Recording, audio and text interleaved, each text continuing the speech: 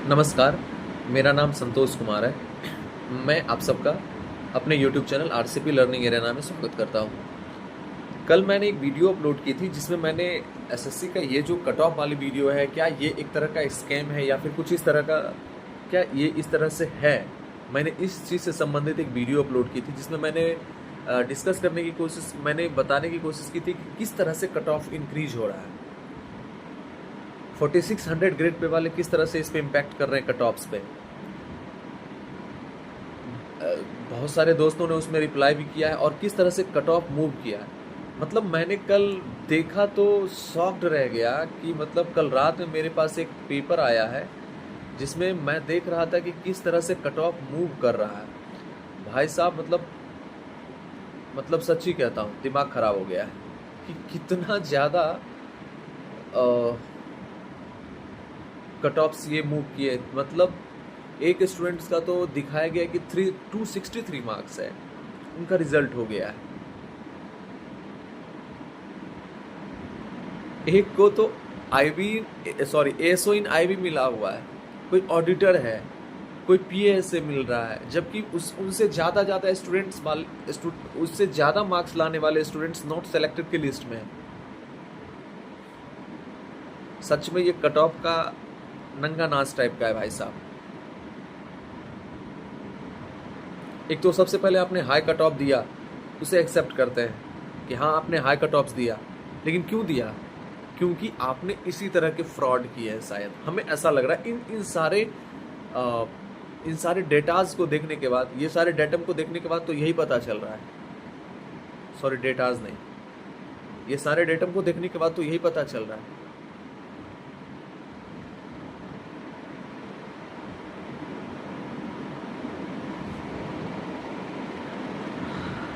ये सारे मतलब इतना सारा डाटा है जिसमें बच्चे को मतलब दिमाग काम नहीं कर रहा है। क्या बोलूं, समझ में नहीं आ रहा है। लेकिन 335 नंबर यूआर का सबसे कम कट ऑफ पीएएसए के लिए, मतलब 300 कितने पे लास्ट ईयर, शायद 320 या 318 या 320 पे एक्साइज इंस्पेक्टर बच्चों को मिल गया था, और इस बार 335 पे पीएएसए मिलना मुश्किल। प्रणाम करते हैं दोस्त, मत इस तरह से तंग करो कि मतलब बिल्कुल ही टूट जाए। इसमें तैयारी करने वाले सारे के सारे लोअर मिडिल क्लास होते हैं, ठीक है ना, गवर्नमेंट जॉब की तैयारी करने वाले। और अगर इस तरह से आप तंग करोगे स्टूडेंट्स को, बच्चे क्या करेंगे? रियली में बहुत सारे बच्चे, मेरे भाई दोस्त जो है, कमेंट कर रहे हैं कि मतलब उन्हें इतना मार्क्स आ रहा है फिर भी उनका लिस्ट में नाम नहीं है। क्योंकि मैंने मेंशन किया था लास्ट वीडियोस में कि मेरा जो रॉ मार्क्स है 293 है, but I am not selected. दुख नहीं है इस चीज़ का, दुख है खुद में कि मैंने बहुत सारे सिली मिस्टेक्स किए हैं जिसके कारण मैं लिस्ट से बाहर हो गया हूँ। लेकिन जो बच्चे 334, एक बच्चे ने तो सबसे ज़्यादा जो मेरे पास आया 334 है, उनका सिलेक्शन नहीं हुआ है। और उनसे कम जो मैंने रात लिस्ट में देखा है 263 रिजल्ट लिस्ट में नाम है उनका। मतलब कहीं ना कहीं ये तो इतना सारा डेटास देखने के बाद तो यही पता चल रहा है ना कि पूरी तरह से स्कैम हुआ है। ये बातें सीजीएल की हुई, मैं बातें एमटीएस की भी करता हूँ। अब मुझे लग रहा है कि एमटीएस में कोई ध्यान नहीं दे रहा है, ये सीजीएल में हर कोई ध्यान दे रहे हैं तो पता चल रहा है। मुझे लग रहा है एमटीएस में भी ये कांड हुआ है।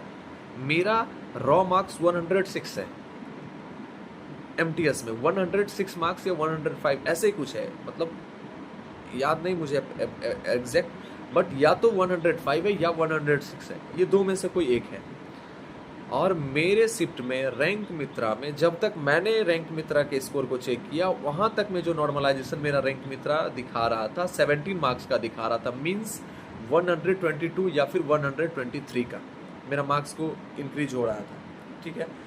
और एक बच्चे ने, जिस दिन मेरा फिजिकल था एमटीएस का, पीईटी पीएसटी था, उस दिन एक बच्चे ने दिखाया कि उसका रॉ मार्क्स सेम शिफ्ट, मेरे ही शिफ्ट में 110 उसका रॉ मार्क्स है, उसका जो इंक्रीज्ड मार्क्स 131 है मीन्स। और उसने कहा कि भाई ये डेटा 1.56 लाख का, मतलब 1,56,000 बच्चों का डेटा उसके पास था। उसने दिखाया कि नरेंक मित्रा पर उसका जो नॉर्मलाइजेशन हो रहा है लगभग 21 नंबर के करीब हो रहा है। 21 नंबर अगर मैं भी अपना बढ़ाऊं, सेम शिफ्ट है मेरा दोनों का, तो 126 127 मेरा लिस्ट में नाम नहीं है। I am not selected as an MTS और havildar in MTS 2024 result list. I am not selected. ये MTS में भी हमें लग रहा है कहीं ना कहीं कांड है, उसमें कोई ध्यान नहीं दे रहा है तो ये छिप जा रहा है, और CGL में सारे के सारे ध्यान दे रहे हैं तो ये पता चल रहा है। बट इस तरह से तो बहुत सारे चेंजेस लाने पड़ेगी अगले बार से। तो हमें लग रहा है भाई साहब, और सच्ची में क्वेश्चंस वगैरह तो इस तरह से पूछ रहे हो आप, कभी कभी तो खुद पे हंसी भी लगता है यार, क्या पढ़ूं, ये सारे पढ़ूं, ये नचनिया बजनिया का।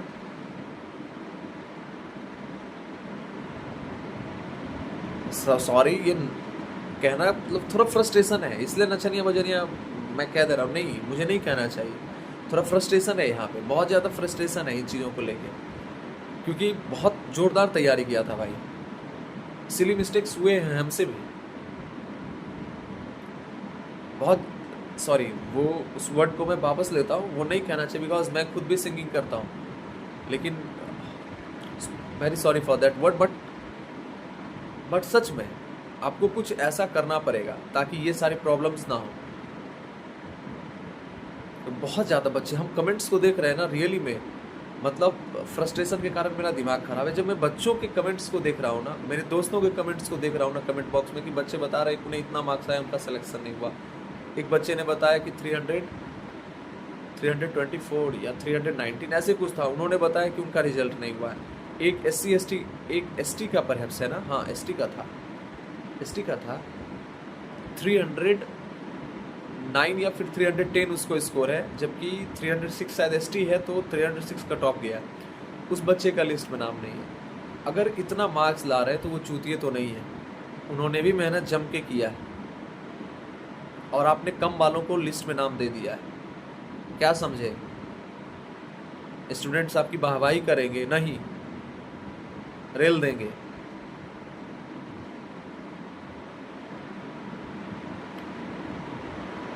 तो प्लीज कुछ तो करो यार। हमें लग रहा है रिवाइज रिजल्ट आपको देना पड़ेगा, फिर से आपको रिवाइज करके रिजल्ट देना पड़ेगा, और वो सारे सफल कैंडिडेट को आपको शामिल करना पड़ेगा, और असफल कैंडिडेट जो बिल्कुल भी इस चीज़ के लायक नहीं है, आपको उन्हें बाहर करना पड़ेगा। और इससे पहले कि आज से कल तक में आपको 1 से 2 दिन के अंदर में फाइनल आंसर की आपको देना चाहिए, ताकि ये सारे डाउट्स क्लियर हो पाए कि आपका मार्क्स किस तरह से वेरी किया है,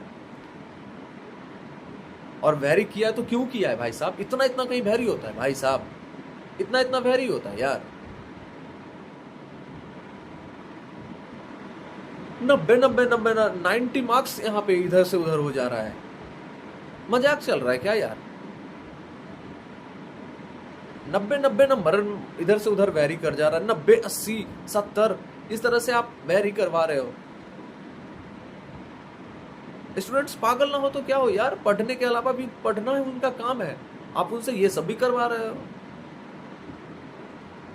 सीधा बता दो कि आप SSC CGL में तभी सिलेक्शन ले सकते हो जब आंदोलन करोगे, ट्विटर कैंपेन्स करोगे, SSC हाई हाई या फिर कुछ इस तरह के नारे लगोगे, बैनर लगा के रोड पे उतरोगे, पुलिस के डंडे खाओगे, कैनन्स को झेलोगे,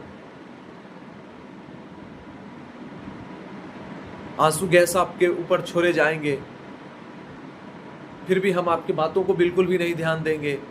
ऐसा कुछ है तो कह दो। आप अपने चाचा नाना दादा दादी फूफा फूफी पता नहीं क्या क्या और सारे रिलेटिव को बैठा दो ऑफिसर में, और फिर कहना कि नहीं we need corruption free India. ले करप्शन फ्री इंडिया तेरा।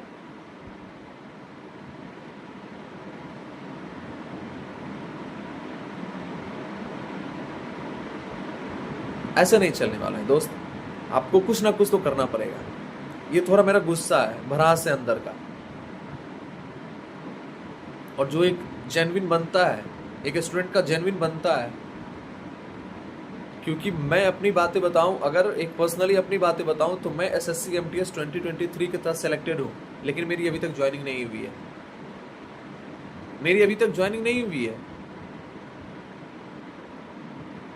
इवन हर कोई जान गया है कि इनका रिजल्ट हो गया।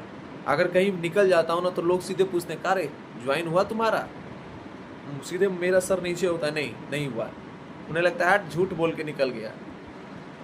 भाई साहब इन सारे जैसे प्रेशर्स को भी मैं झेल रहा हूँ, और मैं ये चीज़ों से आप सभी को कहना चाहता हूँ कि अगर आपका भी इन फ्यूचर सिलेक्शन हो तो जब तक आपके हाथ में ज्वाइनिंग लेटर ना आ जाए किसी को मत बताना, अपने माता पिता के अलावा किसी को मत बताना। नहीं तो सच्ची में माता पिता के अलावा कोई प्यार नहीं करता है। वही आपके दुख को समझेंगे, वही आपके चीज़ों को समझेंगे, उनके अलावा कोई नहीं समझेगा। इसलिए उनके अलावा किसी से मत शेयर करना कि हाँ मेरा रिजल्ट हुआ या नहीं हुआ, जब तक कि ज्वाइनिंग लेटर ना आ जाए। खैर ये तो बातें ज्वाइनिंग लेटर की, पहले ये आप रिवाइज रिजल्ट किया जाए। सबसे पहले तो ये रिवाइज रिजल्ट होना चाहिए हमें लग रहा है, और आज से कल तक में एसएससी को फाइनल आंसर की अपलोड करना चाहिए। क्योंकि अगर आपने इस तरह का रिजल्ट बनाया है तो कहीं ना कहीं आपके पास फाइनल रिजल्ट के बेसिस पे आपने ये इस रिजल्ट को बनाया है। अगर आपके पास फाइनल रिजल्ट है ही, जो कि है क्या है ही यार, है क्या है वो कुछ नहीं है, आपके पास फाइनल रिजल्ट आपके पास है, तो आप जल्दी से उस सारे डाटा को अपलोड कीजिए ताकि ये चीज़ें क्लियर हो पाए किस तरह से आपका वैरी कर रहा है। और आपको फिर से तंग किया जाएगा स्टूडेंट्स के द्वारा कोर्ट में, और करना भी चाहिए स्टूडेंट को कि अगर वैरी कर रहा है तो 90 नंबर क्या वैरी कर रहा है। इतना क्वेश्चन आपसे नहीं 2 शिफ्ट का क्वेश्चन सही से बनता है यार। आपसे अच्छे तो हमारे स्कूल के एग्जाम्स होते थे, बिना किसी लीकेज के स्टूडेंट्स के एग्जाम्स को करवा देते थे, हजारों स्टूडेंट्स उसमें भी होते थे, बिना किसी लीकेज का एग्जाम करवा देते थे। वहां तो ये ऑनलाइन ऑफलाइन इन चीज़ों का कोई झंझट भी नहीं रहता था, फिर भी सारे कुछ करवा लेते थे और बहुत प्राउड फील भी करते थे कि यार 90%, 95%।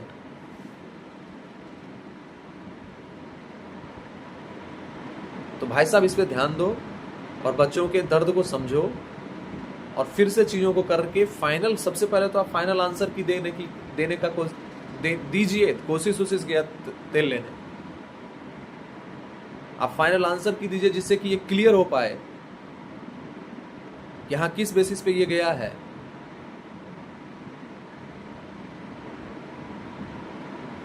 नहीं तो अब बच्चे आंदोलन करेंगे तो फिर से उतरेंगे, क्योंकि एक बच्चों की बात नहीं है, एक बच्चे की बात भी होती तो भारत है डेमोक्रेटिक कंट्री है भाई साहब।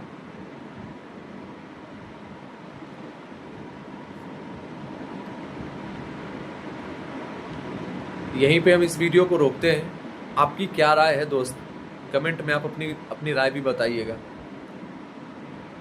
तब तक के लिए जम के मेहनत और कीजिए, क्योंकि आसानी से रिजल्ट होने वाला नहीं है। आपको रिजल्ट लेने के लिए पुलिस की लाठी, ट्विटर कैंपेन, ये सारे कुछ करने ही होंगे।